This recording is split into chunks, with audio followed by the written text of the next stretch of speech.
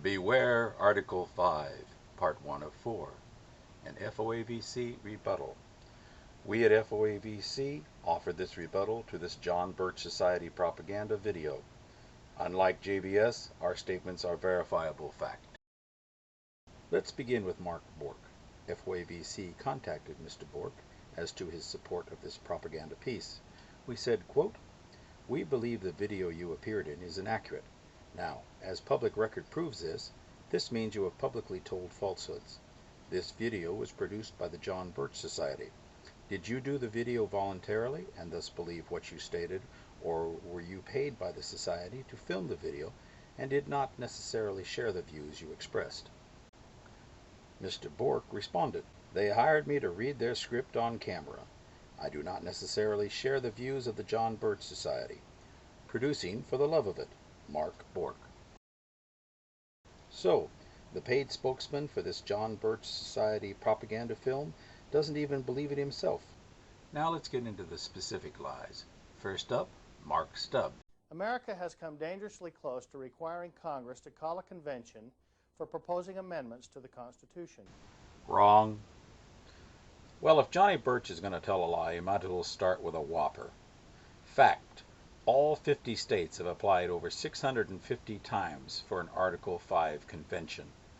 The applications can be read at our website, www.foavc.org. The public record shows that the states made the decision to call a convention 60 years before Mr. Stubbs was even born. So when Mr. Stubbs said we should not hold a convention, what he really means is, let the government control us all. Mr. Stubbs says, if only a handful of additional state legislatures apply to Congress for a convention, the machinery of a convention will be set in motion. Once this machinery has begun to operate, as former Chief Justice of the United States Supreme Court Warren Burger has written, it will be too late to stop it. There is still time to step back from the brink of a convention. Then, reading from a script that he says he doesn't necessarily believe himself, Mr. Bork states, when the founders wrote the Constitution, they devoted all of Article 5 to the process of amendments. Two separate and distinct methods of proposing amendments to that Constitution were provided. Those proposed by Congress and those proposed by a special convention called for the purpose. Throughout the history of America, all amendments to the Constitution have been proposed by Congress. The convention method of amendment has never been used. What is an Article 5 convention anyway? Congress must call a constitutional convention, commonly called a con-con, when the legislatures of 2/3 of the states apply for one. Once the critical mass of 34 states has applied, Congress has no choice in the matter. The convention has to be called. Now that the John Birch Society has told some truth, they proceed to begin to tell a great many lies. The role of state legislatures in amending the United States Constitution is very limited. The next lie told by JBS is, this extraordinary power is limited to the precise wording in Article 5. Let's take a close look at Article 5. As a legislator, you are given the powers to apply to Congress to call a convention, if you deem one to be necessary. But you are given no power to decide what topics the convention will consider. No power to write the desired amendment or amendments, and no power to say that the application is ineffective if a convention might violate any restrictions and limitations which you may want to include in your application. Article 5 clearly gives the power to propose amendments exclusively to the convention.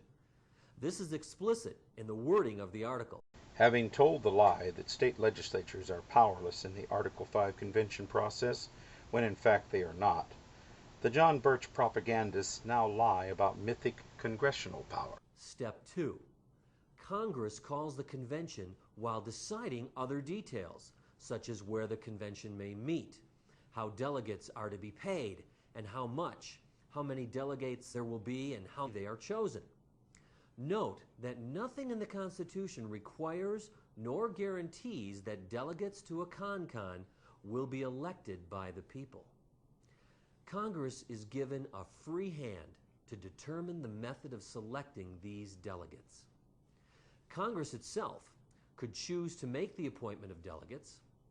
Congress could provide that the state legislatures appoint delegates. In short, Congress is given a blank check to determine how convention delegates are to be chosen. It could provide for their election, but it is not required that they do so. Associate Justice of the Supreme Court, Arthur Goldberg, has warned the nation that this absence of any guarantee of electing delegates could put the convention within the control of special interest groups. Writing for the Miami Herald, he stated, quote, "The absence of any mechanism to ensure representative selection of delegates could put a runaway convention in the hands of single-issue groups whose self-interest may be contrary to our national well-being." Ending the quote. Congress also has the power to determine how many delegates each state will have. But note again, the Constitution does not guarantee that every state is entitled to at least one delegate. Next, Mr. Bork talks about an unregulated convention. Just remember, Congress has the same powers as a convention, and Mr. Bork seems to have no problem with that.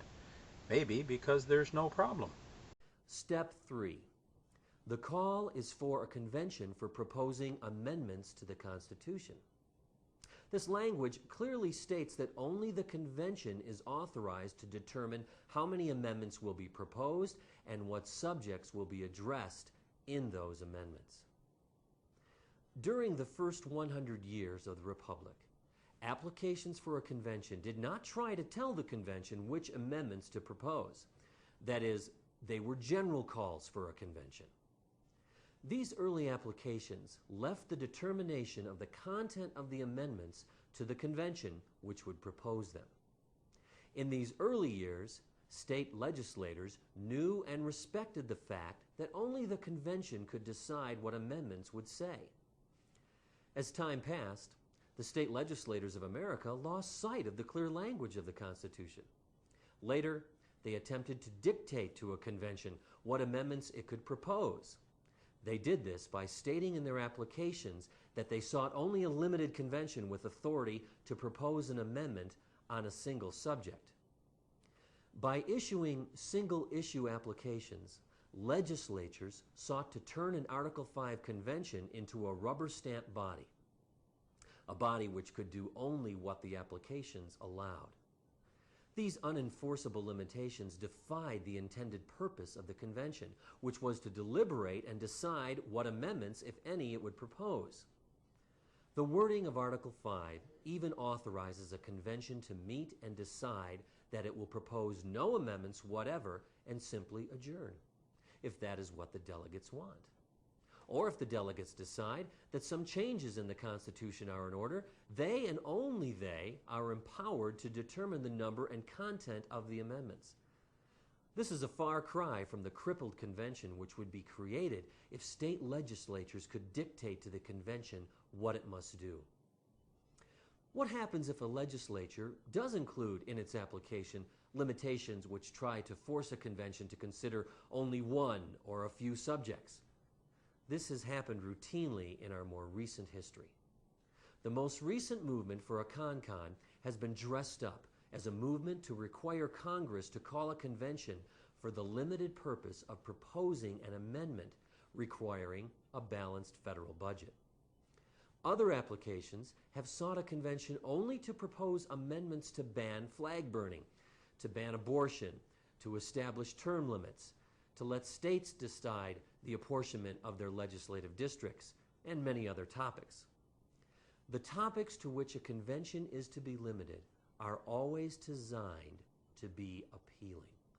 America's leading jurists and legal scholars, however, agree that legislatures have no authority to tell a convention what subjects it will address in a convention. In other words, although the applications are effective, all such limitations must be ignored.